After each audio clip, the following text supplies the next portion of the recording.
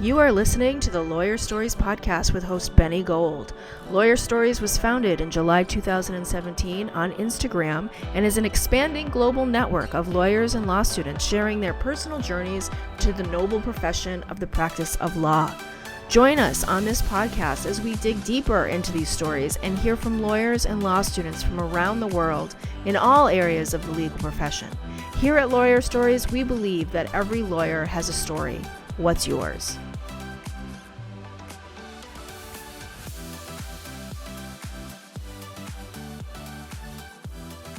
Welcome to the Lawyer Stories podcast with Benny Gold. Today we welcome in Katurah Topps, civil rights attorney in Brooklyn, New York, activist and contestant on CBS Survivor Season 45. Also, I should add that Katurah was a fan favorite. How are you? I am good. I'm glad to be here. Yeah. I'm so psyched to have you on the Lawyer Stories podcast. You have a great story, obviously, starting out, and you told it on Survivor. We're going to get into it. And also, something I picked up was like your story. It's a true story of redemption and resilience. And I love that. I've seen I've seen that said. I don't want to take credit for all that, but that's it's incredible. So, we're always excited. And we're excited to welcome you in. And by the way, congratulations on, you were number 4 on Survivor, and that's great finalist. Sorry if we're spoiling it for anybody who hasn't seen it. Oh, I'm sorry. Should we cut that out? No. Okay, I'm proud of that. I'm a finalist on Survivor. It's huge. That's amazing. Yeah, that's amazing. So, even if we did spoil it, they're going to want to go back and watch you, because I sure did, and it's definitely worth it. So you've recently gotten a lot of media attention after appearing on the CBS hit reality show, Survivor, as we said. So what would lead a lawyer to apply for Survivor? I mean, you had a great job, civil rights attorney, one of the best firms in Manhattan. You were like, I don't know how to say this, like touching and rubbing Thurgood Marshall's desk. You saw that? I saw your video. It was fantastic. By the way, you're talking about my casting video. Your casting video was fantastic. Yes, thank you. And so, that's really cool. Like, there's so much history there, and all of a sudden, you're like, you know what? I'm going to go on Survivor, and I'm going to let you talk in a minute. But one of the things why I think you did it, what I saw, and I'm going to answer the question for you, and then I'm going to let you talk, because I really like this. This resonated with me. Okay. You said to yourself, like, when was the last time I had an adventure? Right, something like that. Yeah, exactly. All right, so tell us why. No, you're exactly right. So I found myself, how you just look at your life, and I'm like, I'm a lawyer in New York City. Oh, shoot, sorry. And it's on Do Not Disturb. I don't know how that came through. Sorry. But I'm looking at my life and I'm like, whoa, like I did it. Like I made it. I'm literally a lawyer in New York City at my dream job. You caught it right, at the NAACP Legal Defense and Educational Fund. It is the #1 civil rights law firm in the country. Amazing. I am walking by Thurgood Marshall's desk every day. Yeah. I'm working on the stuff that I care about, that I'm passionate about. But, I had been doing it for about 5 years, specifically at LDF. I've been a civil rights attorney for about 10 years now. In May, it'll be 10 years. And at that point, I had been at LDF for 5 years.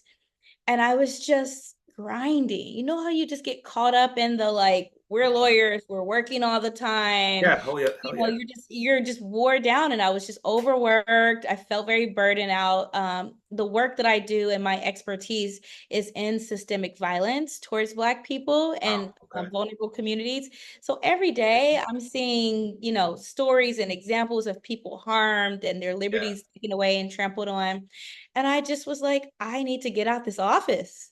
Can I actually ask you something about that? We're gonna stop right there, and we're gonna get back to I need to get out of this office. But here's a question that I think I asked Attorney Crump when he was on my show, and this was like probably 4 years ago. He was amazing. I'd love to have him back. So cool that you had Attorney Crump. I think he wants to come back. It's just he's so busy, like everybody else. But anyway, so do you think social media has played a role, like when you were an attorney, like doing these cases? Do you think social media has played a role for people to be able to see all of these injustices and systematic like racism and like happening.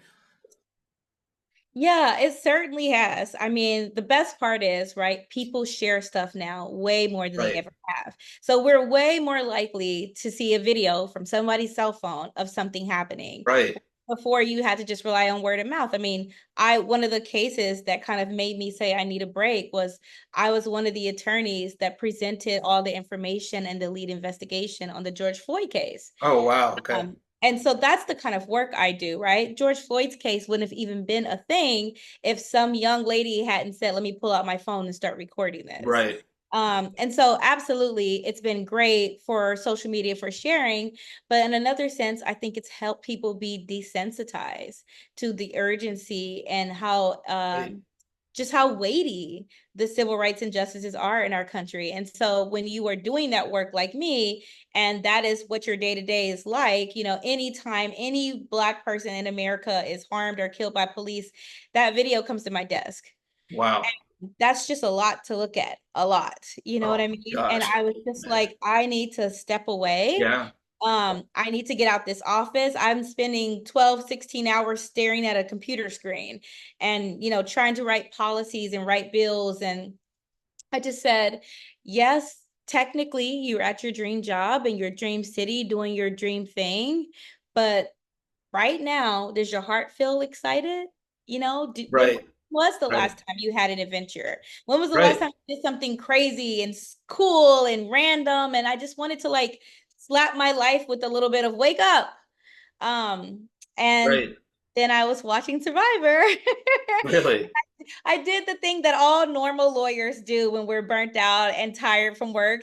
I applied to go on an island to be starving for 26 days in It's the like a middle of 20, nowhere. it's like a 20-page application too. Like that's not like no, that's Oh, not it's like like a a joke, right? 6 month application. Okay, all right. So it's Like, it's increased a little bit since. yeah, it's a lot. It's a lot. Well, when you first apply, it's only a 3 minute video. And that's kind of what pushed me, Ben. Honestly, I was telling myself I had been going weeks with no like dates. I wasn't even dating. I wasn't going Yeah. out, hanging with my friends.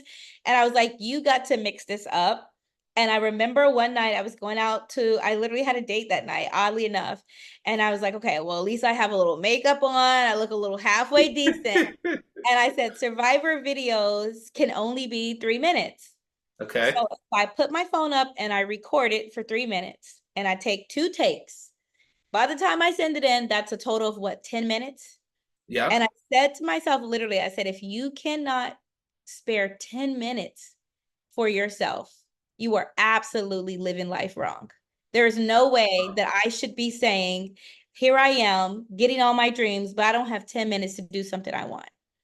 And I propped that phone up on a Friday night, tried to forget about the stress of the week, of the work week, and sent my video in on a Friday night. And they called me Monday morning. Wow.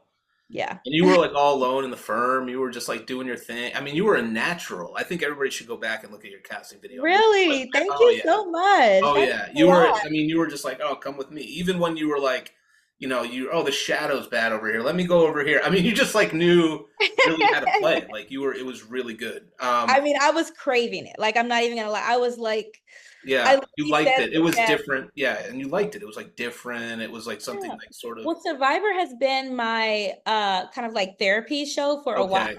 Okay. So Survivor comes on Wednesday nights, right? And so what I would be doing in my chaotic lawyer life is I would promise myself on Wednesday nights, you put it all away. And Wow. you can kind of get away with it because it's in the middle of the week, it's hump day, like people aren't really bothering you like they are on a Monday and a Tuesday. Yep. And I would be like, I would have therapy at 6 o'clock. So I Yep. would meet with my therapist from six to Yep. seven on Zoom. And then after that, I would have a little roll up for recreational activities, get my snacks together, There you and go. watch Survivor.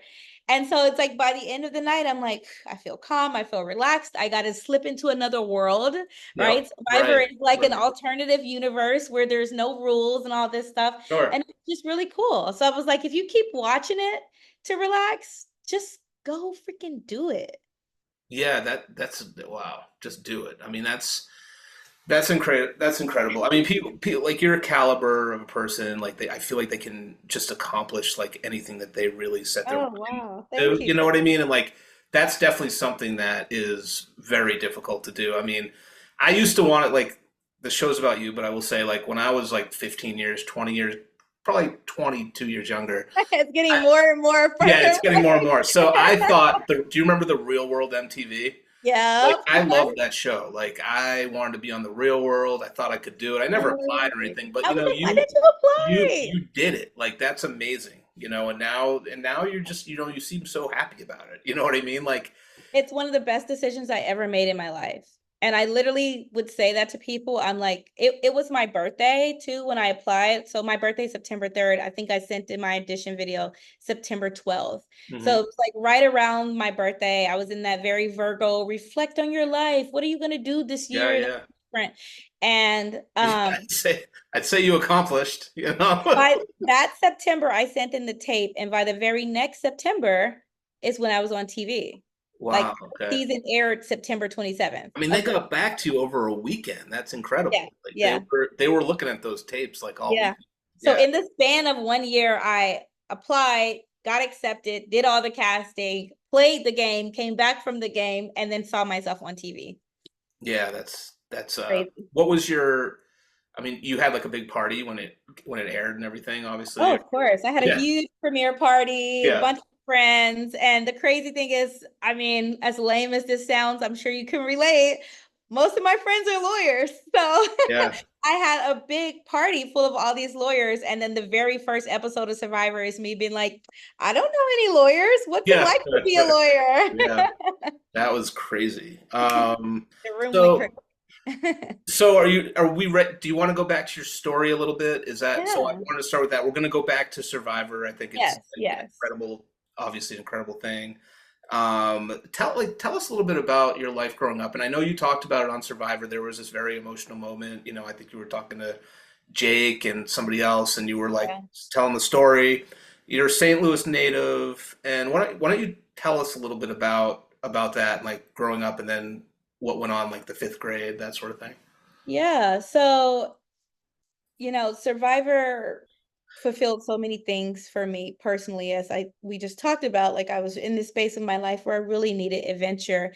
But once I got out there, I actually got something way bigger than I ever expected. And so the game is hard. There's no way around it. I had a really difficult journey. If you watch my season, people know, I was excluded. I was on the bottom. I was the one that everybody was like, get her out. We don't want her here. And that brings up a lot of feelings, just Mm, being alone and being stranded, and you literally don't have anybody else to call, right? Like something happens right now, you have a terrible day, you have at least a few people that you can call and say, let me just talk to you about it. yeah. And when you don't have that at all for 19 days all alone, and you're Wow. starving and you're cold and you're outside in the elements, it hits you in a different way. And I was having a very low moment on Survivor. It was day 20. And Okay. so I had been there 20 days. I had been dealing with a person on my tribe specifically who was very nasty and really disliked me and targeted me. And we finally got him out. He finally went home Yeah. on the Saw night that. of 19. So it was Yeah. like day 20, I'm waking up thinking, I'm supposed to feel fantastic now. You know what I mean? The harm is gone, the frustration should be gone. And I just didn't. I Yeah. had holding in all of these emotions and this pain and the frustration and everything that it brought up for me. And for so long that on day 20, I felt so low. And I remember I was saying to the producers, they were like, do you want to share what's on your heart? And I was like, I think I have to, because I just need to get a little something off my heart. My heart felt so heavy, like I'm carrying the weight of thousands of different things. I'm the oldest daughter, I'm on Survivor, and I'm scared. I don't know what the challenge is going to be, like all life stuff. And I was like, if I could just say a little something that means I don't have to carry there's one less thing I have to carry, that might make me feel better. Right. So I very naively thought that I could casually and lightly say about my backstory, which is Yeah. that I was raised in a cult. So I spent most of my childhood in an extreme religious cult. And while in that cult, they had strict rules. We were women. and we were poor, and so we didn't have any say so over anything about our lives. And one of the biggest rules was you didn't need to be learning, you didn't need to be getting an education, you didn't need to be reading, you needed to be working and preparing your body for the cult. And Wow. so I remember while I was in 5th grade, they came up to my school, and this guy was like, "Did you have a good day?" And I was a little nerd, and I was like, "Yeah, school was awesome." Yeah. He was like, "Great. I'm glad you did, because you won't ever be back again." Wow. And they took me out of school. I was forcefully removed from school, and I was told, "You will never come back again," and put to work. And so we pretty much, uh, I lived in a space where I was an indentured servant. That's like the best way to say it, like a child Wow. indentured servant. So I'm 10 years old at the time, and we are just required to have multiple jobs. I'm doing manual labor, 12, 16 hours a day. My Um, goodness. and that's life. That's just my normal now. And I How do did that it, like, how years. did your family go from, like, you going to fifth grade to becoming in like a religious cult? And like, what kind of religion was it? So I think the thing about cults that people don't realize is it's really not ground in any sort of truth or, like, religious facet. It's more about power and control than anything. Hmm. So, our cult basically was like a hodgepodge of religious things. So when I talked to people before I said about being on the cult on Survivor, because before Survivor, it was a secret. Hmm. Literally had never Yeah. said it out loud to anyone publicly ever. And Survivor was the first time I spoke about it in 20 years. And of course, Really? the one time I speak about it, it's with, 8 million people watching Yeah. me. No, it's incredible. So I, But I want to just go back to that. So because I kind of, I don't want to say I cut you off, but because I had a follow-up yeah, question. But you were talking about 10 years old, you were like working like three jobs. You're outside doing like hard labor. So tell us where it went from there, because I think you became like a child bride and that sort of thing at 13. yeah, yeah. I mean, going back to the concept of control, right? It Yeah. wasn't really like, this is in the Bible and this, we must do it. It was like, there's a leader, and there's a group of people who've decided to follow the leader.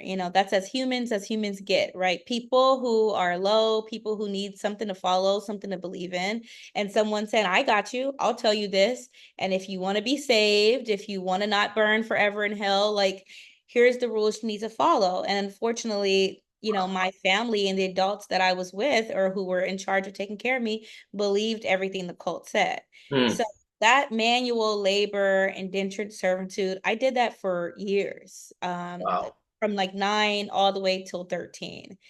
And that Wow. was just my day to day. And it wasn't until I was 13, almost 14 years old, that the leaders came to me again, and they said, uh, the leader of the cult has decided you're going to be his next wife. Wow. And that moment, like, it's crazy to think about now, because it was clear it wasn't a question. It wasn't a, "Do you want to? How do you feel about that?" It was like, "This is what's next." Hmm. And everybody said, "Okay," including me. And Yeah. so, immediately my workload got lessened. So instead of me working 3 jobs, I would work like a job and a half, and then I would be taken to wife training, where Wave they would, training. they would have me learning essentially how to be the best wife for the leader. And the Wow. crazy thing about it's confusing when you're a child, because every single adult around me made me believe how this was so positive, that I was so privileged, because I wasn't Wow. about to be engaged to just a regular elder or a regular guy in the cult. I was engaged to marry the leader. And he was 68, by the way. He was 68 at the time, and I Yeah. was 13. And he met with me and was like, "This is what's going to happen, and you should be so honored." And everybody around was like, "This is the best thing." And they told me, he had about, I don't know exactly, so I won't say the exact number, but I would say probably between 12 and 15 wives at that time. And the consensus was, "You get to be the newest one. You're the most special, because you're the newest one and you're the youngest." And so you're not going to lose your value for a very long time because you're so young. And so it was almost celebrated that I was, a 13-year-old girl about to marry this almost 70-year-old man. So like this was in St. Louis? This is in Abilene, Texas. Abilene, Texas. Okay, so you Yeah. ended up there somehow. Your family moved, or at the time. Okay, so Yeah. We started off in Missouri. yeah. I'm a Missouri native. Most of my family's all from Missouri. And then once we joined the cult, the leader told us, you need to come here. My mom was a single woman. And so, Okay. if you don't have a man, you don't have a head, is what they Yeah. said. So he was like, you need to come here because we need to be your head. So like this might be like a naive question, but like wasn't there like a school system or people that were like, where's Katurah? Or like you were never enrolled in the first place, and then so nobody really knew you because you were in a new place in Texas? How did that work? No, that's not a naive question at all. You would think that there'd be some sort of checks and balances Yeah. to see if a child drops out of fifth grade, and isn't heard from ever again. But I think the issue was I was graduating fifth grade. And so I'm guessing it was assumed that, okay, she's finishing up fifth grade, so the elementary school isn't looking for me anymore. Right. And what middle school is looking for me? There's none that I've ever officially joined. Right. Um, and I remember we had a lot of moments. I mean, I would say the adults around, they knew that it was wrong, right? If somebody comes knocking on the door in the middle of the day, you hide and you be very quiet So and you you keep all lived in like one dinner. big place? Yeah, we lived on a compound. It Okay. was a 44-acre compound. We called it the 44.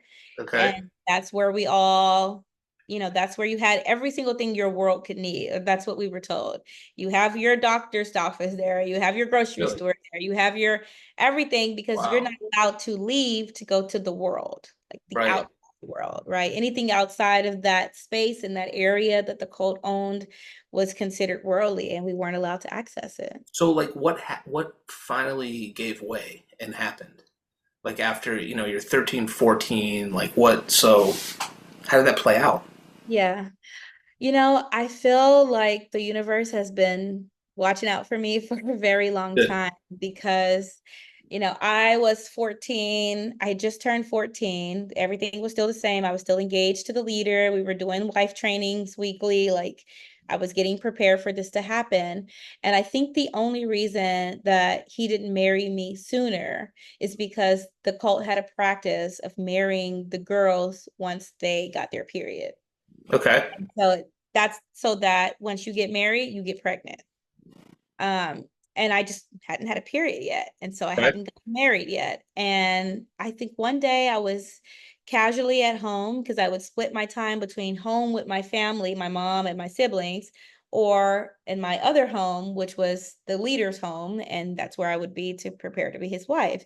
Okay. I remember one day I just casually mentioned to my mom, we were talking about the wife training, and I was like, oh yeah, today I was like, picking mint from the garden for his tea and learning how to make biscuits. And he said, thank you. And he kissed me and blah, blah, blah. And um, she heard that, that was her first time hearing like, this guy kisses you? And I was like, yeah, all the time. And I think that snapped something for her to be like, this isn't, me just following God and doing what's appropriate. This is like predators. These are literally predators Yeah. preying on my very young daughter.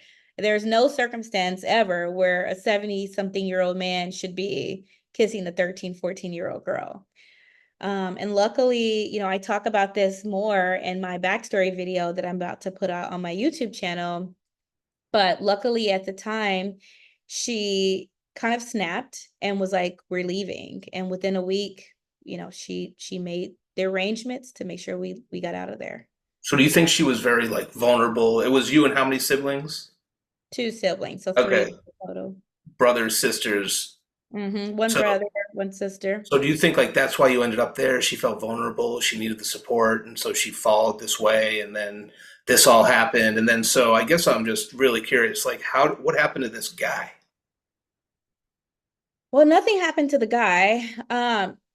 This cult, and if you follow me on my socials, eventually I'm planning to roll out to say more details about it. But this cult is actually very famous, and they're Okay. known their main things they're known for are child labor and child marriage.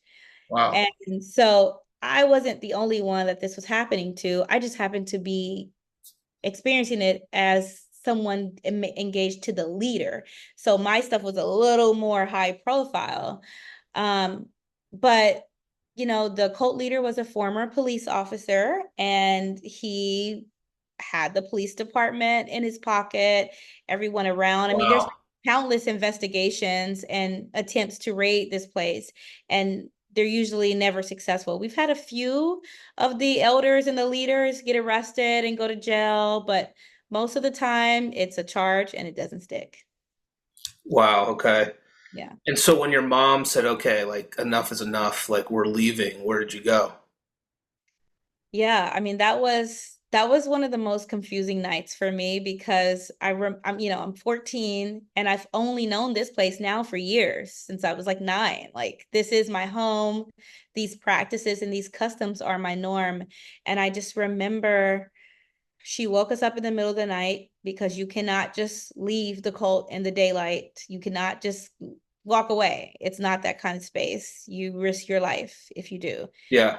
especially given my position. And she woke us up in the middle of the night and she was like, you got 5 minutes to stuff anything you want in a trash bag and put it in the backseat of the car. We are leaving. You scream, I'm going to knock you out, basically. Like, Yeah. don't put our lives in jeopardy because you want to stay in this cult. And within, 5 minutes, we're loaded in the car. Me and my siblings, we're just like, what's going on? We're terrified. There's not enough time to react. And I remember she looked at me because I was the oldest. Yeah. So the whole time, my story is I'm still caring for my siblings. My mom's working 2, 3 jobs while I'm working 2, 3 jobs. Yep. And I'm the one that's making sure they're fed and taken care of. And I really kind of did a lot of the decision making for the family, even at such a young age. So I think she was used to that. And she looked at me, even while she was in that, like, I'm going to be in a maternal role. And she was like, we could go to New York or we could go to St. Louis. Those are the only 2 places I know where we have a little family. Yep. I said St. Louis, and we drove 14 hours straight from Abilene, Mm. Texas to St. Louis. Wow. Yeah. Okay. So then, like, what is, I mean, That's how I got out. I don't want to give away like your whole social media, like, but what was, can you just tell us, like, what maybe like what the first like month was there when you got there, or like the first year? Getting out, What's that? getting out. Yeah. Like when you got to St. Louis. It was crazy. I mean, it was like,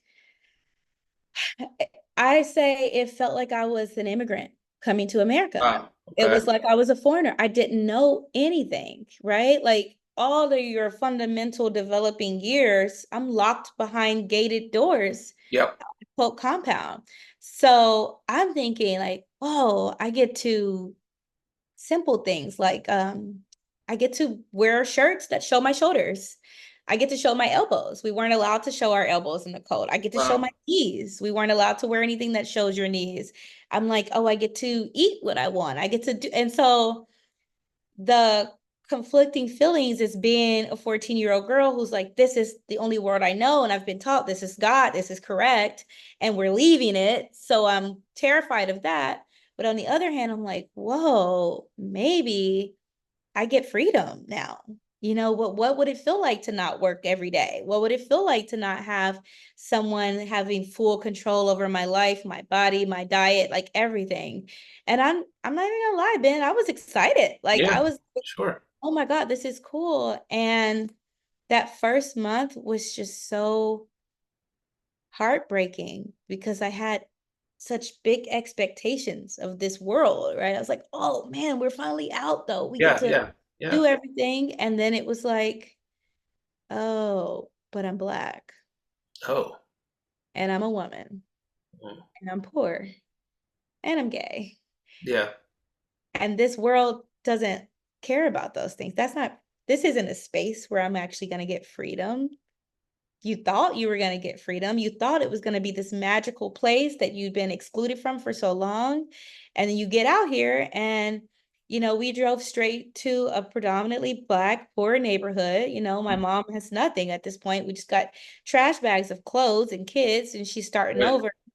And, I realized I'm like, there's police everywhere. There's, armed guards everywhere. Even to go to the local school, I'm having to go through a metal Yeah. detector. I'm getting strip searched. There's, no investment here. The neighborhoods look dilapidated. The houses are boarded up. And I don't know if you've been to St. Louis, but this is pretty much the case in every major city in Yeah. America.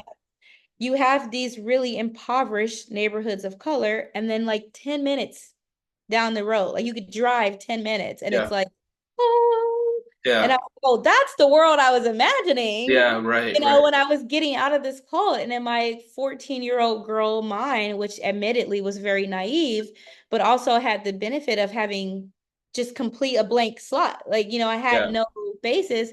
It was so clear the difference. And Right. it kind of was like crushing a little bit, like, damn, what's the escape from this? There is none. This is home. This is my country now. But did it Um, feel better than being at that play, like at the cult? I mean, or was it sort of just like six and one half dozen? Is that the sort of a term? Like, I mean, I don't know. Like, was it just sort of a different, like a shift, just like a shift of negativity? I mean, and also my other follow-up question is like, did this guy or this cult come looking for you guys? Like, were they that type, or once you flee, they're just like, forget it, like let them go? yeah, yeah. So, okay, two big questions. So, The first is, I don't want to say it was just different because it felt heavier. yeah, Honestly, I remember that feeling of like, yeah, in the cult, I was a child, so I didn't appreciate how terrible the conditions were, right? Like it's absolutely uncalled for. yeah, It's wrong. But my day-to-day life wasn't painful or scary or stressful like that. Like it was stressful in the sense that I was basically leading a family with a single mom who had no support. And so I'm like taking care of kids and working all day. Yeah, that's stressful. But just the life existence wasn't. And you knew what you could do to be like on the good side of the code or the bad side. You followed the laws, you followed the rules, you're good. It yep, didn't matter what you looked like, what your skin tone was, whatever. And then when I came out, it felt very much like it doesn't really matter what I do here. Like I'm being watched, I'm being tracked, I'm being surveilled, I'm being targeted. yeah, I'm viewed as a potential threat at right, all times, just from being in this body and existing and living in this neighborhood. And that, you can't really shake it off. That's yeah, something we've been trying to shake off for decades. It doesn't go away. yeah. Like the beast Wow. of racism in America, you feel it. You feel the weight of it 24/7. And I felt that weight as a 14-year-old girl, first time here. And that's when I decided to become a civil rights lawyer. I So mean, at tell the me, let's stop right there. Tell me about that moment. Like when yeah, you just like you were like, I need to be a civil rights lawyer because that's a really cool piece too. I mean, it's all amazing and like fascinating, but what I want to just highlight that more a little bit. Like, yeah, of course. Obviously I didn't have the language. I didn't know the word lawyer. I didn't yeah, know the term civil rights. I didn't know what any of that was, but I do remember thinking, oh, it must just be the laws in this place. Like the laws here must just say it's okay for these people to be treated like this or not have resources and not have investments or, just be treated differently. And, my mind as, a naive child was like, all we have to do is just change the laws. And right, I could be that person that yeah, changed those laws. And literally that was as simple as the thought process was. I didn't even know any lawyers. I didn't even know what a law school was. I can talk about that later, but I almost missed going to Georgetown because I didn't even know Georgetown existed. Um, really, yeah, so it was a very simplistic understanding of I can see a big difference between these groups. I belong in this group that's not being treated the best. How do I fix it? Okay, well, I'll just be one of those people who makes the laws to change it. And that was when I decided at 14. And that moment has been in my head my entire career, leading all the way up to me joining, the NAACP. Wow, that's incredible. What's your current family life like? Yeah, I'm very close to my siblings. I am on Survivor, this is why I say my Survivor journey was crazy Yeah. because I actually, just for my own mental health right now, I'm in no contact with my mom. And, for reasons not related to the cult, actually, like you asked me about that earlier. I would never blame someone for joining a cult. I think cults are very skilled and they know that when people are at their lowest and they don't Yeah. have support, like it's really easy to manipulate people. It's really Yeah. easy to say, do you want to be a part of something? We all want to be a part of something. It would be connected to a community and feel supported. And sometimes, that just the wool is pulled over people's eyes. So it has Sure. nothing to do with the cult, but I am no contact with my mom. And that's one of the crazy things that came out on Survivor. We had this moment. If you get far enough in the game, you get a letter from your family. Oh, okay. And I had no idea that, they were allowing a letter from my mom to come through. And that, yeah, that just sent me into a complete panic. And How long had you been no contact with her? uh by the time I was filming, it was just a little over a year. Okay.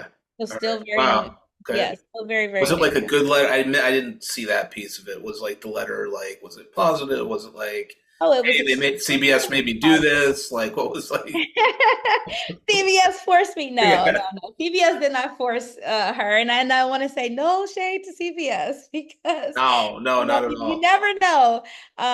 But no, it was an extremely beautiful, positive letter. I think the difficulty was just my mom didn't know that I wouldn't want to receive the letter from her because she had been asked to submit a letter just like a bunch of other family members, and she was like, "Oh, sure, let me, support her."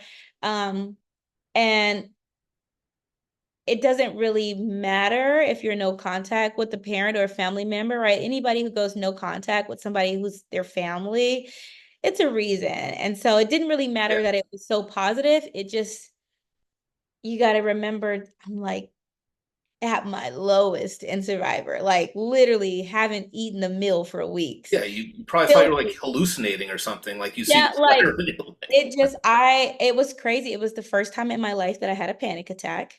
right. I've So I wanted to never actually had ask you one. about that. I think it might be in my notes, like way down the line, about like how, but we could talk about that later. I want to. This is we got to keep going with this because this is like the Yeah. So and I, it completely caught me off guard. yeah. Not that it was negative, but just that it was like I'm at my lowest and I knew we were getting letters. And I am the kind of person where my family is really made up of chosen family. So the people who I'm spending holidays with, they don't Okay, necessarily share my blood.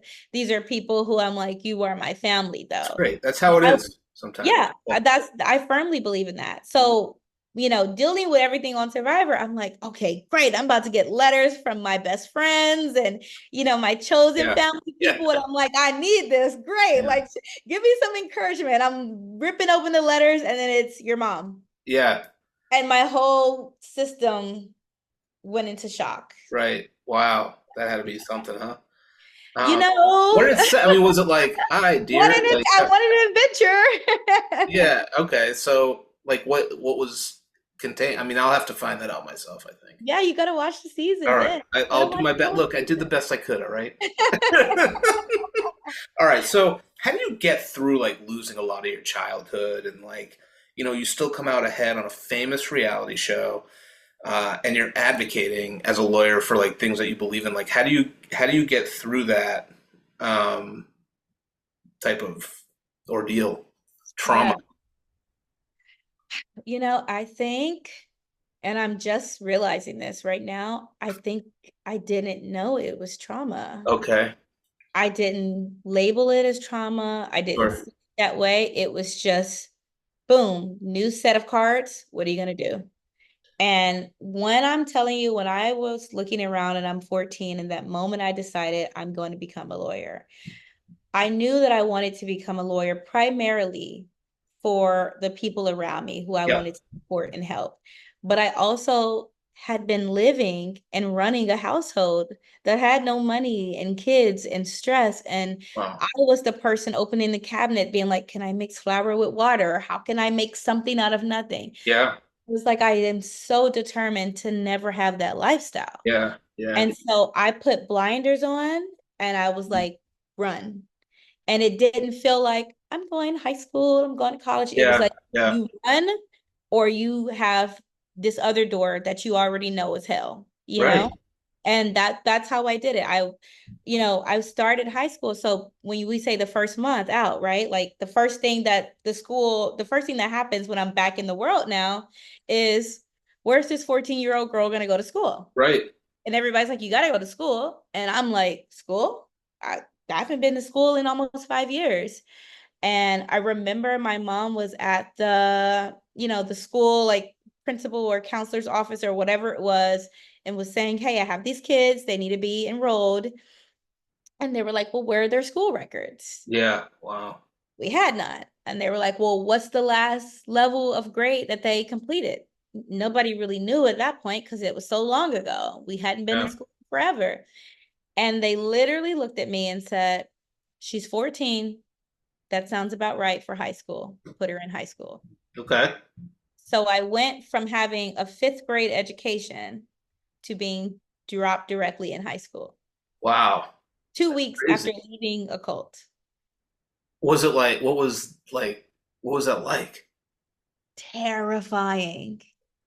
I'm like, all I did was hear the word high school. Now I had enough slight world knowledge to know high school is a big deal, and it was like, oh my God, I'm about to be with big kids. I'm about to be with high school. Am I going to be the dumb one because I haven't been in school in forever? Am I going to be the weird one because I stick out like a sore thumb? If you would have seen me, you would have been like, something's off. Where has Oh, she been really? locked Really? behind a compound for the last 5 years? Like we gave you. Actually, I have.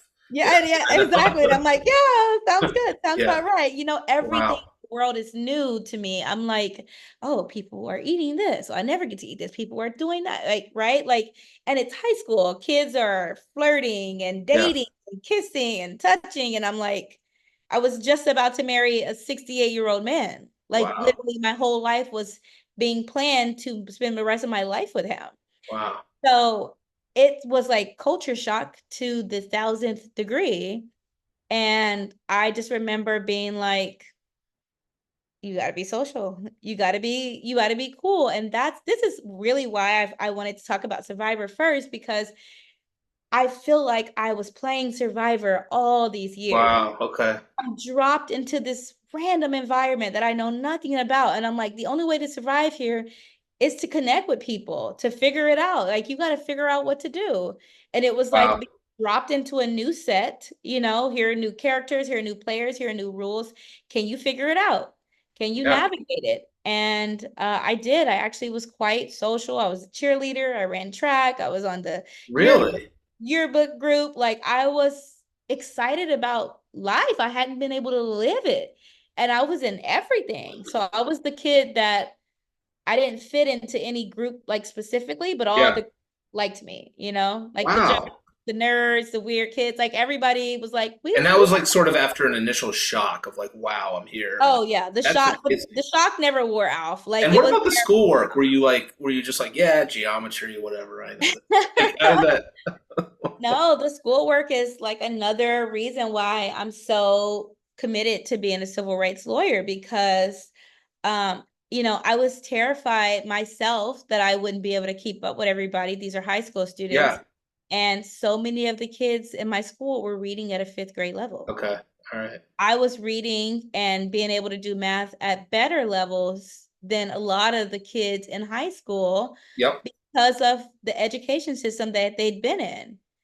And our school was so terrible at educating. It was like a afterthought. Yeah. That, I remember my senior year of high school, the school board came and tried to shut down the school and take away its accreditation. And literally, I'm like, Wow. I'm thinking to myself, I made it. Like, I did it. I got to senior year of high school. I Yeah. had applied to colleges. I'm like, whoa, like, how did that happen?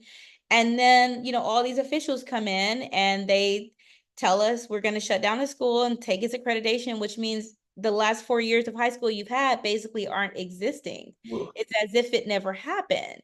Yeah. And the only way for you to be able to have a high school degree is to start over, which is astronomical Yeah, that's to crazy. imagine. They can't put that on the kids, That's like on the Well, administration, they put it on the administration, but but I'm what just saying, like, you're what they punishing the kids by exactly, not by exactly. making them do another four. What are they going to be? 22 when they grad? Exactly. What's and in this neighborhood, people didn't have a lot of options anyway. Yeah.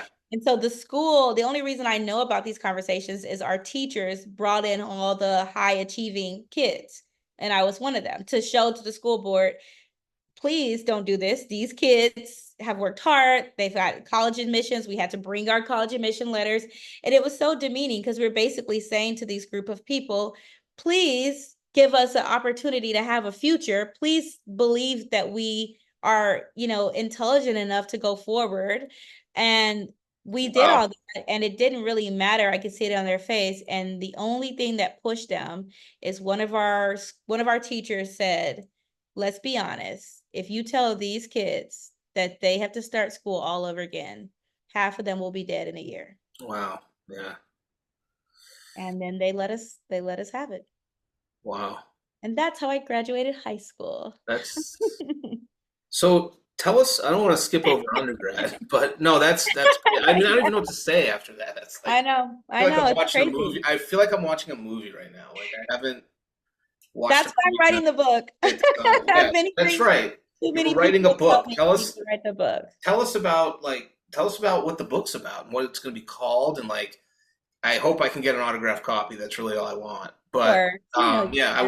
I want to know what the. I still have like some questions for you, but Yeah, yeah, because I'm leading you. I'm leading. I want to get to law school because I don't want to skip yeah, over undergrad, but I want to go to law school because I want to talk about your like how you got to be a Hoya, right, Georgetown, yeah, and then yeah, like what yeah. happened. So, but first, tell us about the book. Well, so the book is basically going to cover my time before the cult and kind of shed a little bit more light on what my family's dynamic was that led us to get into the cult. And then my day-to-day life as a child bride, as a child who's forced into indentured servitude, and how someone in that position can become a civil rights lawyer on the other side. And so one of the big things we talk about is just, obviously this chaotic, terrifying cult experience, but also just that really crazy contrast between being in something that we can all recognize is really scary and dangerous and unhealthy for a family to be in. And then you come out into America, and in some spaces that's worse. And so just that, the reality of Wow. that. And so yeah, the book is going to go over that. I really haven't had a chance to talk in detail Okay. about my time in the cult and my story. I literally just said it on Survivor last year. This is the first Yeah. time it's ever Yeah. been out. How does And it so feel? How does it feel to now talk about it? it's weird. It's very Yeah. weird Yeah. because I was, as you said, you're like, how did you get through this? I'm like, I didn't view it as that traumatic. And I know that sounds crazy after everything you've heard, but for me, it was just a part of my life, which Yeah. is keep getting dealt cards. It's almost like I wake up and I'm in a game, right? And I'm like, what's on this level? Maybe this is an island level, maybe this is a cult level. Like, and I just figure out how to navigate through that level, not really thinking why I'm at this level, how did this level happen, all that stuff. And so I feel like for so long, I kind of dismissed the cult as just, I would tell people I was raised Jewish because most of our traditions were Jewish. We kept the Sabbath. I had to do ablutions, like all of we learned Hebrew. Like it was very highly based around Judaism. And I would just tell people, I never went to middle school and I was raised Jewish. And that's enough The to make cult people was Jewish. stop asking questions. Primarily, yeah. Primarily Jewish traditions. I know. I feel like I have to like apologize or something. I don't know. It's No, no, no. well, I mean, we are coming upon Yom Kippur, so maybe I should atone for the. No, okay. Those words are so triggering to me. It's crazy because Wow. I just associate them with our cult traditions, right? But you can basically go through things that are really traumatic and convince your mind that it wasn't. Okay. And that's what I think I did in order to survive. I don't think I get to go through high school and college and law school if I'm saying to myself, I was just in a cult. I was 10 minutes away from being this man's wife and being stuck there because I'm pregnant and I have his babies, right? When you think about it like that, I spent years of my life in indentured servitude and no adult around me said this isn't okay. That's terrifying. Yeah. It is so terrifying. And I didn't realize the weight of it until I said it almost casually on Survivor, just because I was like, let me just drop something off my heart. Let me Yeah. not Right. hold Right. 15,000 things. Maybe I can just hold 14,999. And then I got flooded. I mean, thousands of people messaged me, DM me, sent me videos, called me, stopped me in the street, telling me how powerful that story was and how much it meant for them that I shared it, how impressed they were, how shocked they were at this journey. And I started to kind of understand the gravity of it from seeing through other people's view Yeah. how big of a deal it was. And that's why I'm writing the book now. That's why I'm sharing my story more broadly and Right. more intentionally, because one, is healing for me, but two, it's important for people to know this happens. Yeah. First of all, Wow. it happens. People are like, that's not America. I'm like, that was in the middle of So Texas. important. So Like important to share that's, your I'm story. not that old. You know what I mean? Like Yeah. that's in my lifetime. Right. Like this is things that happen. And then also just to remind people that no matter how dark and terrible and extreme your circumstances seem, there's light on the other side. And I'm Yep. proud of that. Wow. Yeah. I mean, it's so important to share your story and to be brave. I mean, you're very brave Thank for you. talking about it, especially in front of so many people and to really come out. I feel, I don't know, I don't want to be presumptuous by saying this, but I feel like there's a sense of relief in you a little bit, like by like getting it off your, like you said, you had 15,000 things on your heart and like getting rid of one of them. But I feel like it's like a huge weight sort of and like feeling all of the feedback and the messages and the thousands of messages and the calls. I mean, that's got to feel tremendous. Like this wasn't right. Like this wasn't normal, obviously, Yeah. Yeah. and sort Yeah. of like validating like how you were Absolutely. feeling and why this was like weighing you down. So I think there's like a sense. I feel like I'm hearing like a sense of relief too. Absolutely. So There's huge relief. yeah, It's relief, it's awareness, it's eye-opening, it's heartbreaking, yeah, it's joyful, it's, you know what I mean? It's like it literally in the few months since I've played Survivor and then got on national TV and told 8 million people this, I've experienced every emotion that you could yeah. absolutely experience tenfold.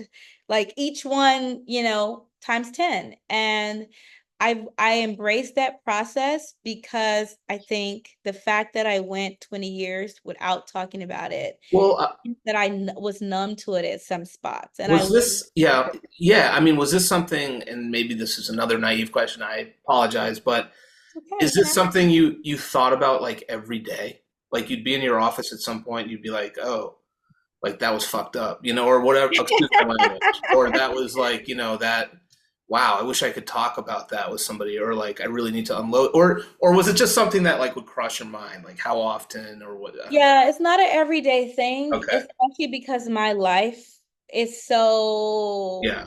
100 miles an hour, Right. right? Right. Right. But there's little things that will remind you of that, right? Like something kind of random is my ears are pierced, and on this one ear, I have two holes in my ear. Okay.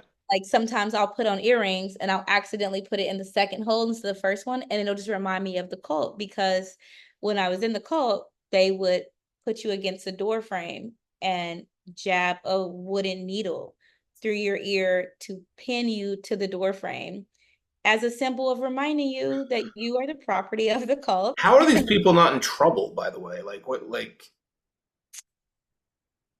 things uh like isn't? I mean, isn't like. Powerful white man in America. All right. Well, all right. I mean, I just think like, all right. I'm like, yeah.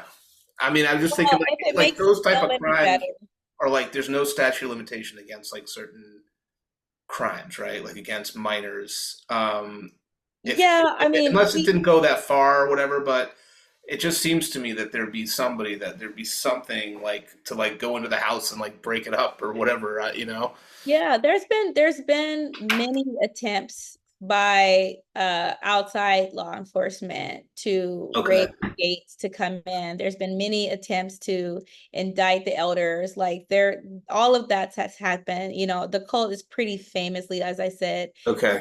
to child labor law violations, polygamy, child abuse in various ways.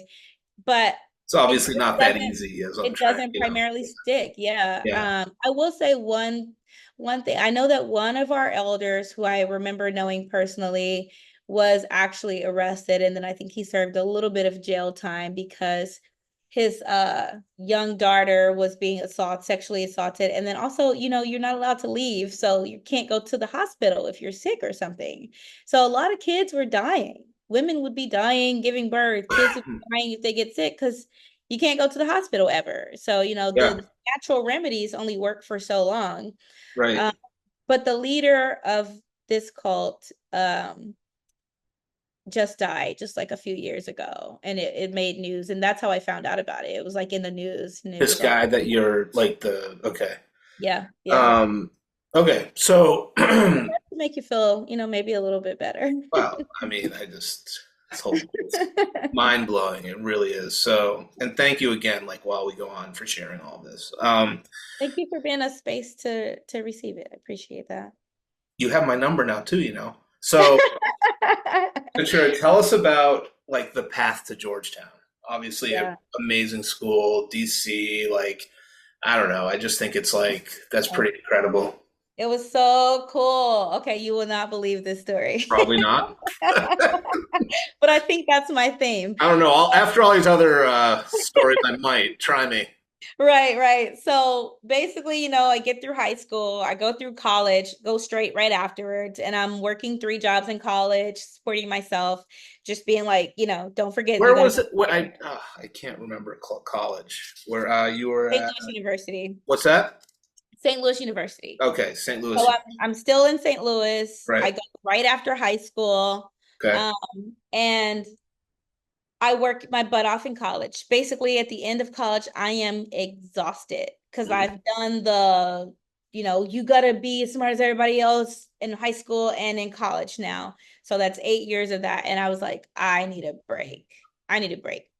Yeah. And, I had told my friends, I'm going to be a lawyer. I'm going to be a lawyer. And they're like, do you even know any lawyers? And I'm like, it doesn't matter. I'll figure it out. I Yeah. can do anything.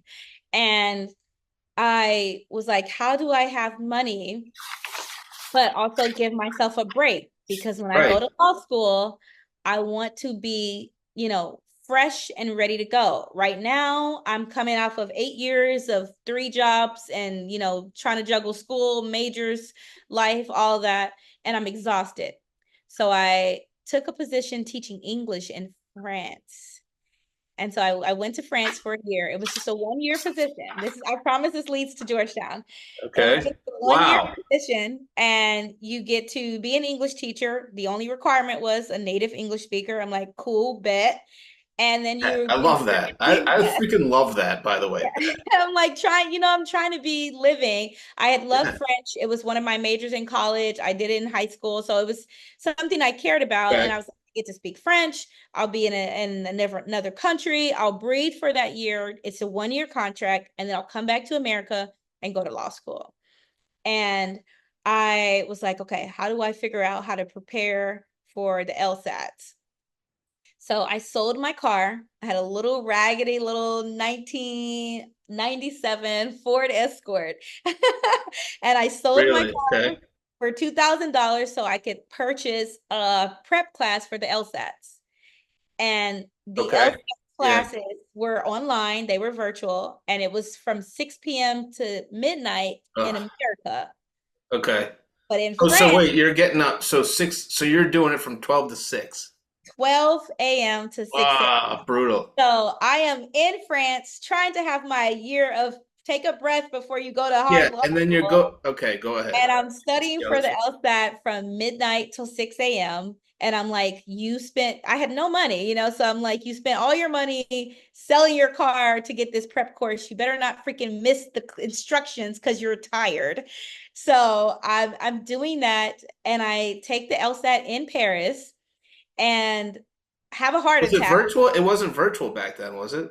No, it's in person. So they So, offered but I like was living in France, so it was okay. I mean, Paris was like they an hour. offered the LSAT and okay, I guess they would. I don't know. All right, Yeah, I'm old. All they right, did. They yeah, did. that makes sense. But the problem was I was like maybe 3 Americans out of the whole thing, one of 3 Americans. And so they're like, for the Americans, the LSAT will be in English.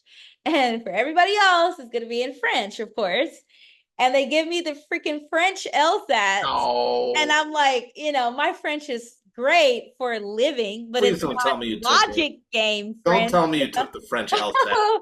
I went into full panic. Do I say something? Do I not say something? Eventually, I raise my hand. I tell the proctor, like, I'm one of the Americans. And they're like, oh, sorry. And they switch it out. Yeah, But of it's course. like All right. one of those You were moments that I probably was just like, like, this is come hard enough, and now on. it's in like literally like in another language. Like Literally, I'm like, logic come games to me, on. You cannot logic do a games to me, logic it's game. another language, and like you're literally getting it in another language. Okay. Exactly. Logic game is another language. Right, And that's so right. I was like, but that's just an example of like how committed I was. I Yeah. was Oh like, yeah. nothing Oh is yeah. going to stop me.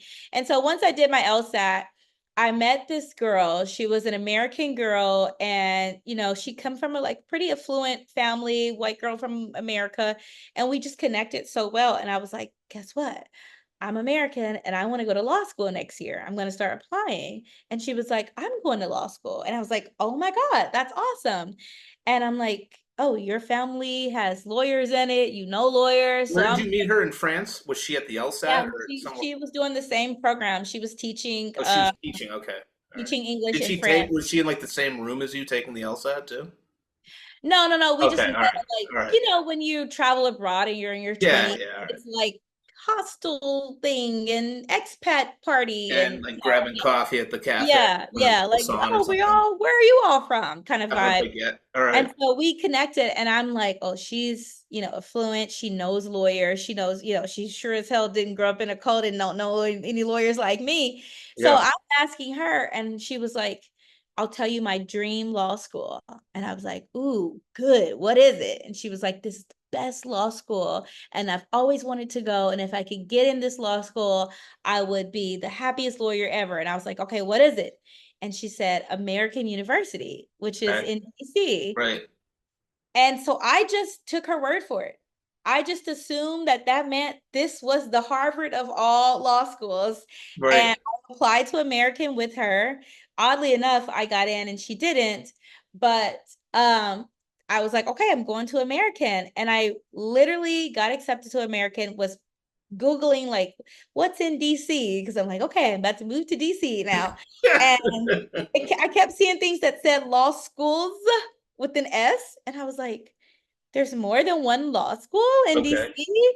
And so then I'm like, oh no. And I Googled what's the number one law Okay. school All in right. DC. And then it said Georgetown. And I was like, Georgetown? What's a Georgetown? Have you ever heard of Georgetown before or no? Never, Wow. never heard of it, never met anybody from it, never anything. Okay. And so All right. then I frantically ran to Georgetown's website and looked for what the application deadline was. And I was 2 weeks late.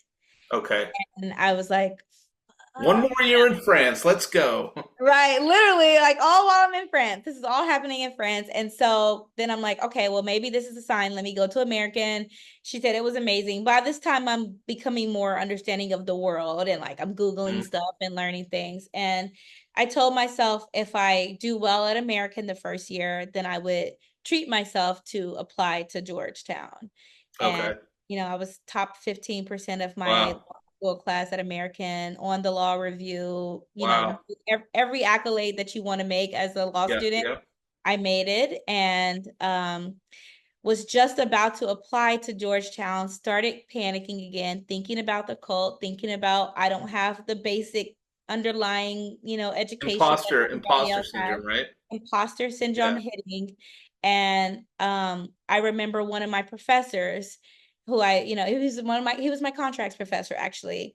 I was telling him about it. He was like, "Did you apply to Georgetown yet to transfer?" And I was like, "No, I'm just gonna stay here. Like, I'm basically the big fish here, like I'm Yeah. killing the game here. Anything that American is bringing, they're coming to me first. And like, that's awesome. I don't know if I'll be able to handle it at Georgetown." Yeah. And he was like, "Katurah, most people don't know this, but I've been teaching at Georgetown for the last like 7 years. I just became a teacher at American, and I teach you guys the exact same curriculum I teach the kids at Georgetown. And you have an A+ in my class. You're high ranked in my class. You can do it." And so he kind of pushed me, and then I applied and I got in, and the rest was history. Wow, that's amazing. Whatever happened to the girl who didn't get into American? She went to some international school. I don't know.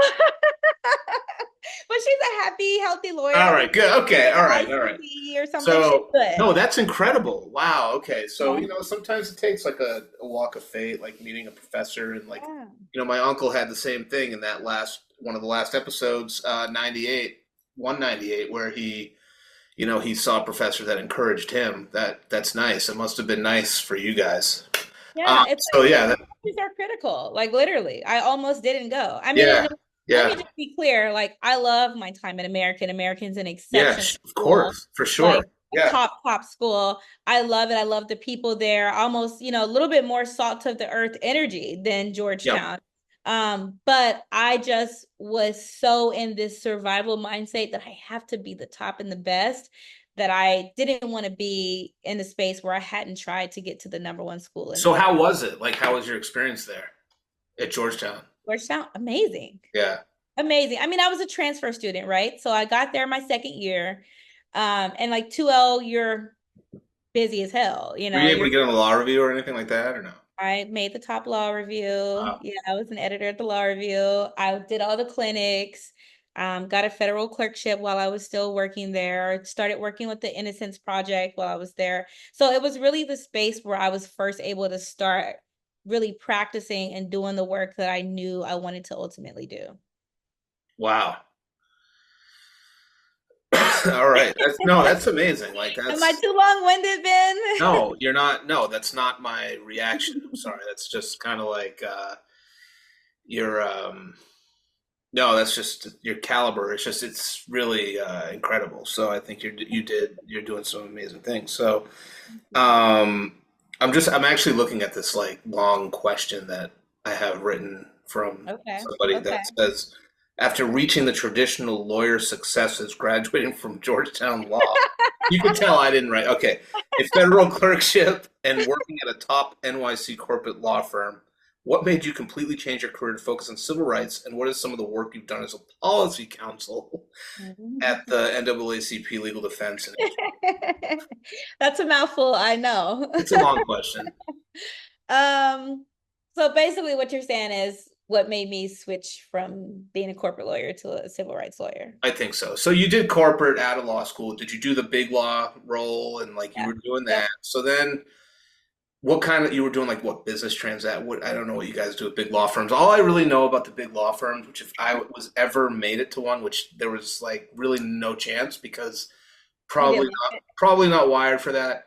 And my grades not there, but they do have snack cards. Like if you're there during the day, they roll this snack card in, and then if you stay a little later, they'll like drive you home and give you dinner. Oh, Okay, Ben, so it gets better than the snack cart. what's that now? Oh, we get luxury lunches. Yes, this is what I'm saying. All right, That was so the best part is the perks. Like the the perks perks, are right? really hard to The get away perks. from. I literally was I was like, not to get too personal, but well, at this point, my whole life. Why not? I But like I it. started dating this girl and I was telling her, she was like, "Oh, there's this really like fancy restaurant in New York I want to go to, but you probably never heard of it." And I was like, "I've been to every single Michelin star Really? restaurant in New Are York." you're a foodie now, right? Oh, my deep foodie. Oh, I Okay. love food. And then I have a billion-dollar law firm being like, "Sure, just go. We'll give you lunch. Just take Yeah. the summer associates with you." Wow. Course. Yeah. A lot of the lawyers didn't take advantage of that, but I was like, Good for you. I made a map and a list. And at the beginning of the summer, I'd be like, all the law students who are, like, we need mentorship. I can mentor you, but we got to go to lunch to do it. It's funny because I saw a clip of you on Survivor, like eating some like roast chicken, like with a salad, and I don't know. I was like, come on, you guys ate. You look nourished. Like, what is going on? Like, We look no, nourished. no, no. In this, I'm sorry. Let me strike that from the record. Come So, on, man. That's a lot to say to somebody who's starving on a night. no, no, no. In the actual clip I saw, you guys, maybe it was like after the show, but you were sitting on a couch, like eating looked like a rotisserie chicken or something in a salad. So I Mm. think that might have been like after. It had to be after the show because they dangle like ridiculous food in front of you. We get food rewards sometimes. You're Okay, just not all right. And guaranteed. you didn't look nourished during the show. No, you looked very I don't even Malnourished. disheveled, I guess. Yeah. So, but good nonetheless. All right. So, I mean, and I was there 25 days and I lost 19 pounds. wow. Okay. All right. That's not a bad plan for. I'll think about it. So okay. So you went on. So you were at the big firm, and then you're Oh like, yeah, sorry. Okay, so right. business. What were you doing? Like business transactions, or Yeah, mergers, acquisitions, yeah. the kind of the basic corporate stuff. Okay. It wasn't terrible. It was just a means to an end. Like I was coming out of law school, I knew I had law school debt, they dangled the flashy law firm in front of you, and I was like, Yep. I'll do it for a few years. Sure. And I think the problem was I never became a lawyer to work at a fancy law firm. Yeah. I never, Yeah. that wasn't the point. Like, That's and I right. always had it in my mind that I'm one of the few Black lawyers there. The fancier it gets, the less diverse it is. Wow. And I Okay. was at, I think it was the number 6 law firm in New York, in the country. Wow. And so, it's really, really great law firm, but not that many people that look like me there. And I just kept feeling really uncomfortable with the idea that I did all of that to get there. And then I'm just at this place that really isn't doing anything to advocate for my people, my community. So I started Wow. shoring up the pro bono work and being like, hey Okay. guys, everybody, let's put all our pro bono efforts towards these causes. And, that worked a little bit because we all got to do a little pro bono work, but it wasn't really anything substantive. Then I gathered a few other coworkers who were also passionate about civil rights, and we created like the first ever civil rights and liberties initiative of the firm. And it was like pulling teeth to make it happen. And we had to go to all Mm. the partners and get their approval, and I had to pitch. And it was so much work. And when we finally did it, it was like, sure, they'll throw us a bone here and there, and we can take some cases here and there, but most of us are trying to make our billable hours, Right. which 2,000 hours, and people just don't have time for it. Right. I felt just like, what are you doing, Katurah? Like, you did all of that to be at this billion-dollar company, helping other billion-dollar companies exchange and acquire each other. None of this has any effect on anything that affects your life. Right. And I think Good the for you. last straw was I was doing due diligence for this company, and obviously you look at their prior lawsuits and things like that, and they had such an extensive history of racial discrimination lawsuits. Where was this? A company? Yeah, it was a company. Okay. And I remember bringing it up, right, to the company that wanted to And acquire this was them. a client of yours? Yeah, yeah, yeah. So Okay. two Okay. clients, right? Like Gotcha. trying to merge, right? One's trying to acquire another. Yep. And I brought it up, and they were like, "Oh yeah, but that's not a big deal. Like, that doesn't like devalue the company. It potentially makes a flag of like, is a major, racial discrimination lawsuit going to come down the line and actually cost us a lot of money, but beyond that, not a big deal." And I wrote my letter of resignation that Yeah. day. Yeah, Yeah. I was like, nah, this is not what I want to do. But Did because you I had wait, always, did you say to them, the tribe has spoken, I'm out of here? at that point, I didn't know Sorry. I would be that Dad connected to joke. I'm sorry. Dad joke. But yes, the no, I understand. That's Yeah, crazy. That's I was crazy. out. But luckily, I had done so much civil rights work on the side Yep. while I was there and through law school that I was already bringing civil rights lawyers and leaders in the civil rights space to Wow. our law Good for firm you. to teach our current lawyers Yeah. about the importance of it. And so, when one of those sessions, I was talking to a woman who worked at LDF. And I was like, it would be really hard for a corporate lawyer to switch over to you guys, right? And she was like, one with your resume? No. And I was like, sending it today. Yeah, wow. That's how I ended up at LDF. Wow. And so like what was the feeling when you got there? Like were you like, wow, okay, like this is what I want to be Big doing? relief. Yeah. Big relief. It's crazy how powerful it is to be a lawyer and to be able to be in a room advocating. And I can get to say, this harms Black people. We're not interested. This is not helpful for Black people. There's a history of systemic harm here because of A, B, and C. That's my job. Yeah. Like, you never get to say that. I Like, know. you And I feel like, the thing is, Katurah, I feel like a lot of people go to law school. Like for me, I was like, oh, I love con law, like First Amendment's so interesting. really? No. I'm just saying, like, when I got interested in it, like, I liked First Amendment stuff. I liked reading, like, Yeah. the contract book. I thought torts was interesting. I thought 14th Amendment was really cool, like, with the cases and then, like, trying to figure Yeah. out privacy between, like, the emanations and penumbras and all that sort of language, right? And so, but my point is like, people don't get that's not what practicing law is. Like, Yeah. people don't get the opportunity to like be in those positions at like the civil rights law firms and actually like advocate, for things that they believe in. They end up doing something that they really like. I To don't want to like I don't want to say anything negative about any area of law because obviously like we have people from all types of law on this show here, but they end up doing something that maybe they're not completely passionate about.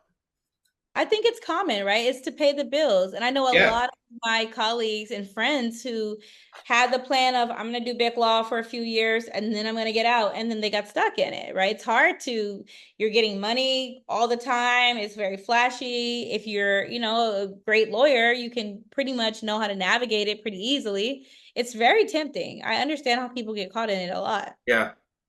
Yeah, for sure. So how long were you there before you were like, hey, I need and you gave your notice, or you gave your notice when you wanted to go on Survivor, right? Or is it kind of like, maybe I'll come back? Or how long were you there Oh, for? waiting for LDF Yeah. or the corporate law firm? No, for like the LDF, I think or the For LDF, I was there. I was just about to hit the 5-year mark. okay. And, like I said, this is kind of where we hit the full circle moment. LDF really has always been, will always be my dream job. You can't go any higher than that as a Yeah. civil rights lawyer. Like, it is the pinnacle of all jobs. And I was there for almost 5 years. I was leading teams. I was working on things I cared about. My voice was actively making decisions and it felt really cool. But at 5 years, I just wasn't happy. Yeah. And it wasn't about LDF. It was just, I wasn't happy with the way I was living my life. My days were, wake up early, 4 or 5 in the morning, get to work, not really have time to exercise, not really have time to work on my body, my mental health. I was missing time with family because work was always so pressing. Yep. And I just didn't like the lifestyle that I created for myself. And that's when I quit. And I quit and I applied to Survivor all in the same time period. And I remember when I quit, my boss at LDF was like, granted, she's a little bit older than me. And I think for boomers, it's such a crazy concept to figure out to see somebody quit without another job lined up. Right. And she was like, why would you just quit? What are you going to do? What are you going to do for money? How are you going to quit without another job? And I didn't tell her this, but I called my friends and I was like, I don't want a job right now. Yeah. I Yeah. need to breathe. I need a break. Yeah. I had just gone through leading a lot of our investigation while watching George Floyd's murder. And then when COVID happened, civil rights lawyers were like, the whole world turned to us for George Floyd. And while that's happening, COVID is happening and Black people die at like astronomically more times than many other groups because of the history of systemic racism. Like, so there's decades of no healthcare, there's decades of having to work jobs that are communal. And it was just like, I'm leading all of that. I'm leading all those investigations. I'm writing the policy research. I'm doing the research. I'm reaching out to governors. And I'm just like, stop, make Yeah. it all stop. I have Yeah. to step away or my mental health will go down the toilet. And I Right. feel proud of that moment because everybody else on the outside was looking like, wow, the whole world is looking to your law firm for what to do. You know, people are calling me out of the blue who I haven't talked to in years. What do? We saw the videos. We hate this. How do we, and yeah, there's a power to it and it feels very exciting. And you're like, great, I'm glad the world is finally looking and understanding what we deal with every single day. But on the other hand, I'm a human. And it's like really hard to watch that and have those images all the time. And civil rights lawyers, activists, community organizers, if you anybody in that space of helping people who are constantly being harmed and targeted, you have to take breaks for Yeah. yourself. You cannot be beneficial to your community if you don't take a break. Right. And that's how I quit. I Wow. went to Survivor, and it's so crazy because she literally was like, you're basically in no uncertain terms, like, what are you going to do for money? And you're not going to be able to make it without having a job lined up. And then I played Survivor, called me that week, told me I was on it. I played Survivor, and then Sia gave me $100,000. Yeah. Just See out, ya. Shout out to Sia. That was amazing. shout out to Sia. And it was literally like, oh, I mean, I'm a civil Why did rights. she do that, So by the way? Was that just kind of like, I like the show, like you were amazing, here's 100 grand? yeah, she's a huge Survivor fan. Okay. All And right. so for the last few years, she'll watch, and if a player really moves her with their story in some way, or she feels like they were just an incredible player, she will give them money. And she has tiers, so she'll do like 15,000, 15,000, then 100,000. That's dope.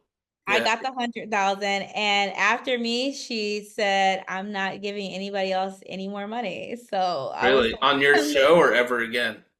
ever again on the Really? show. Okay. That was the only time she was doing it. And she was just like, I think, the season that came out right after mine, everybody was like, who's Sia gonna give her $100,000 to? The last person was Katurah. And like, no shade to anybody, but how you gonna top that? And you needed a break so bad from the practice of law that when you went into Survivor, you told people that you were like, oh man, I just had Not this. a lawyer. What's that? You told people you weren't a lawyer and you Yeah. said you were an office manager at a nonprofit. How Yeah. difficult was that? Like to not, because you had Jake, baby lawyer, as you described him, and he is. But you were just sort of like, how is it so hard not to be like, hey, yeah, actually, you know what? Like, and just kind of have that banter. It was actually very easy. Okay. And Okay. the reason is the same reason I told Jeff, the host of Survivor, and all the casting people when they were asking me why they should put me on. And that's the same answer is I've been playing Survivor my entire life. I know what it Yeah. means to look at a person and say, who are you? How you view me? What do you need? Do you need an ego stroke? Do you need somebody who's going to be docile? What do you need so I can maneuver and get my way through here? And, Survivor is just regular people from our regular society, but put in an extreme condition.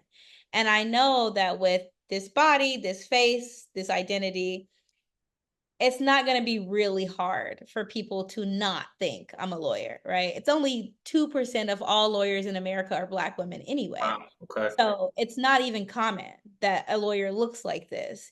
And so I knew that it would be more advantageous to me to make people feel that they were superior to me, that I wasn't this special case of super intellect that managed to do this thing that nobody gets to do.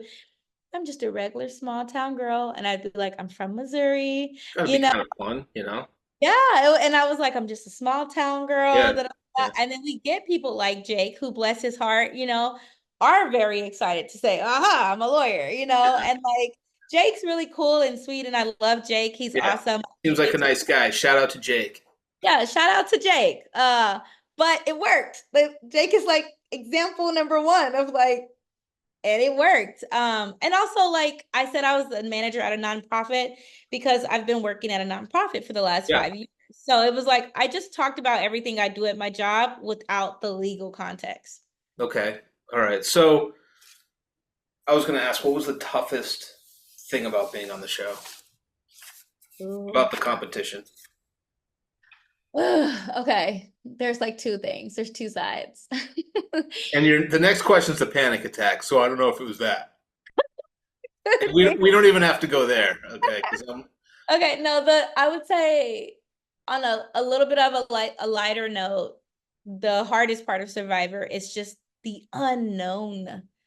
You wake up and there's no time, there's no clocks, there's nothing. So you oh yeah, wow. wake up Well, when the actually, sun. some guy, I think a gentleman there, and I wanted to ask you, like, if you still keep in touch with him, could tell the time by the sun, right? Was that Well, you all do. Your body starts to set with the sun, right? So you wake up when interesting? the sun rises. You go to sleep when the sun goes down. It's pitch black. You know what I mean? There's nothing you can do but go to sleep.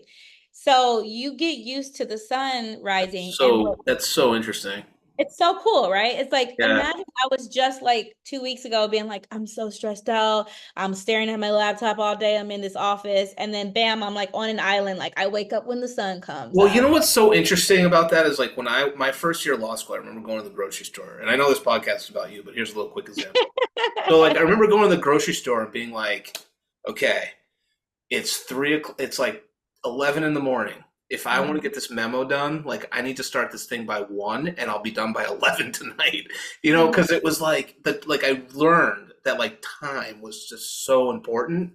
Yep. And so like to be at this place where you don't have a clock, you don't have a watch, you're just like looking outside, like, okay, I think it's like, you know, Yeah. 6 in the morning, 5 in the morning, it's gotta be kind of wild. Well, in Survivor, your time goes based on the sun and the challenges. So that's what I'm talking about when I say the unknown, because The unknown, okay. as soon as you wake up, anything could happen. And you know it, and you need to be ready for it. And that means you can wake up and could drop a little piece of mail in your little tree mail that says, today you're going to be jumping off a fucking 50-foot pole. Oh, God. Or today you're going to be diving in the middle of the ocean. Today you're going to be lifting 300-pound blocks, right? Right? Like you don't know what it is. And whatever it is, it's going to affect your life in the game. Yeah. Need to have made sure you talk to so and so. For me, it was like I need to have my contacts in. You need to be ready to run. You need to be, it could be a boat pulls up and they're like, go find this thing. And you gotta, and it was just like that is the coolest part and also the most exhausting part I because think I think you based on what I saw, I feel like you embraced everything. really I good. do. I think you did. And I know you could be emotional, but that's, one of the things actually that I thought was really interesting that you said, a lot of the things, and I kind of like binged it a little bit. So was like, you learned yourself more. Like you learned yourself more, like different parts, like, and like Yeah. that Oh, you for haven't, sure. that you hadn't really, done in a certain way. And I thought that was like, learning yourself in a different way while on Survivor. Like I thought that was really interesting. Yeah, You said yeah. that. 'Cause you experience every emotion way deeper. Like I don't have a fear of heights, but I remember there was a challenge and they put a ladder against a wooden pole that's all the way in the sky. And then you climb up the ladder and they say wrap your arms and your legs around the pole and then we take the ladder away. And I remember being like, like looking down, and I just I have never felt fear like that in my life. I've never felt panic, stress. Everything is intense because you're also doing it for $1 million. So it's not like, ha ha ha, we might like do this today. It's like, go, run, fast. Like you are literally like being hunted. I don't know. I haven't heard you say one thing about like being like starving. Like I don't think I can last 2 hours on that show. Like how do you like? That's crazy. That is the one part of my childhood that I would say helped prepare me for Survivor because I knew hunger before playing Yeah. Survivor. I know what my body feels like when it's been like days and I haven't eaten. And I know your body gets to a point where it's like food, food, food. And then it's like, oh, you're not giving it to me? I'm good. Do you think And that then has anything to do with like being like a foodie now? Like you say you're like really good like food and like Well, I don't know because I don't consider myself one. That's fun. Like I'm very simple and I with the way I eat and like whatever, Yeah. very plain. But like I think that's kind of interesting.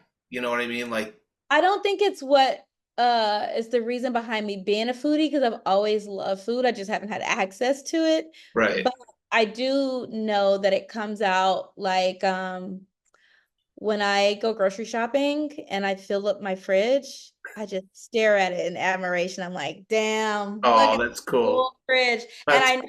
know that's from being a child and opening the fridge Okay.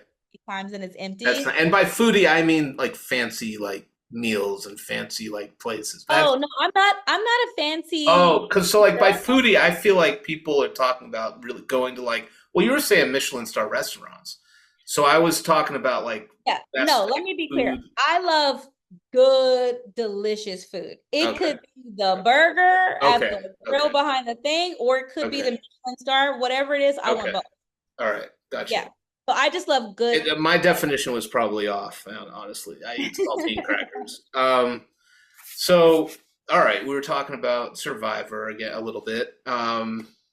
We didn't really touch on your panic attack. That was another question I had. I'm sorry that you had to experience Yeah, that. I was gonna say, well, what I don't know, what would you like me to say about it? No, there's nothing. I'm just I'm sorry about that. Okay, we'll check that off the list. I was gonna say, I will say one thing. If you are gonna have a panic attack for the first time in your life and you're 34 years old, don't do everything you can in your power to not have it while you're on a board dangling over the ocean. Nice. Well, yeah, that's That's where mine happened. It wasn't an ideal location. yeah.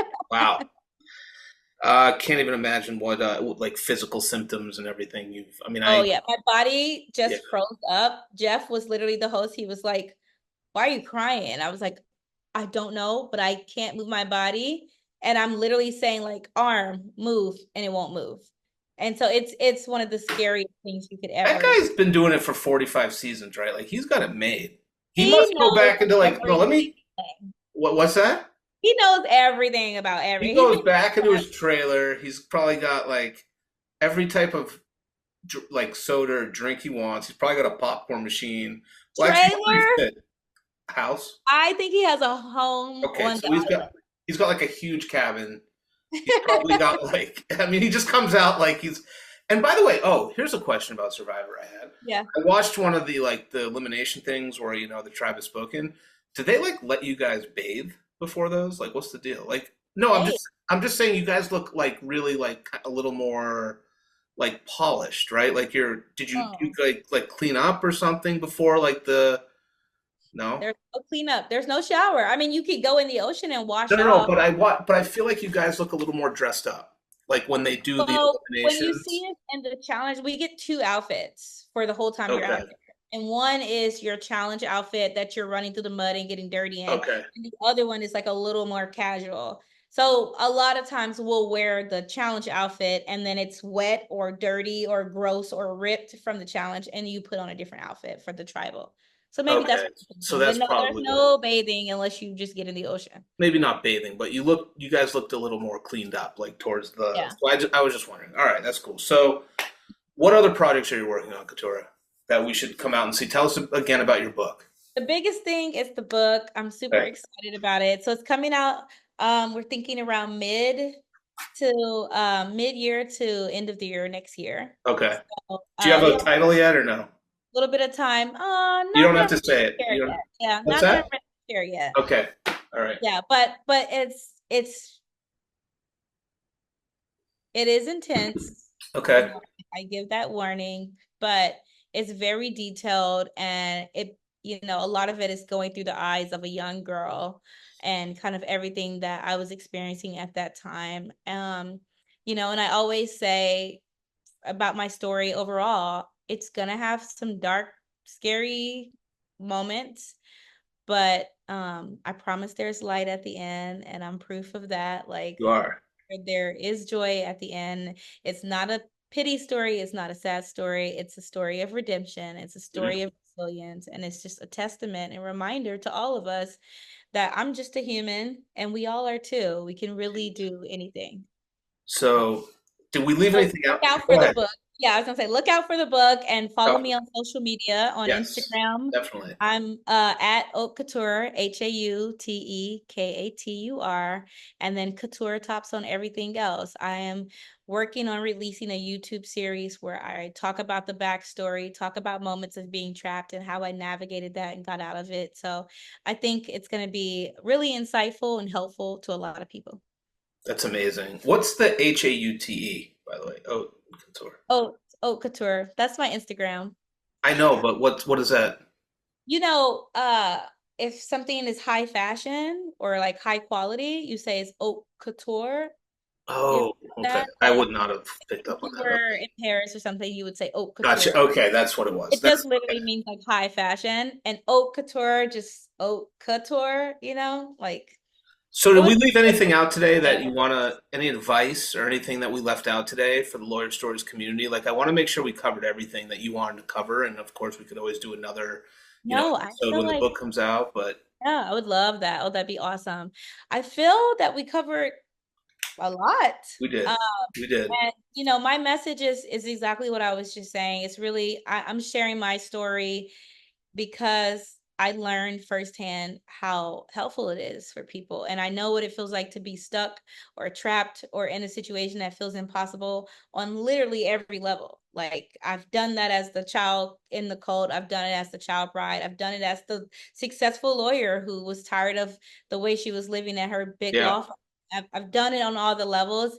And every single time the answer was choose yourself. Get out. Doesn't matter what other people think. Doesn't matter what other people feel. Choose yourself. Do what makes you feel good. And the universe will reward you. Like I it's love literally just a year ago, all the things that I'm talking about. it. And now Amazing. I am, I'm on TV and I'm Yeah. going around the world and I'm doing speaking engagements. I'm talking to large audiences and it just feels really incredible. Well, that's amazing. And you could tell you like glow. There's a glow with you. And you know what I think, Katura? Yeah. I think that this is only the beginning for you.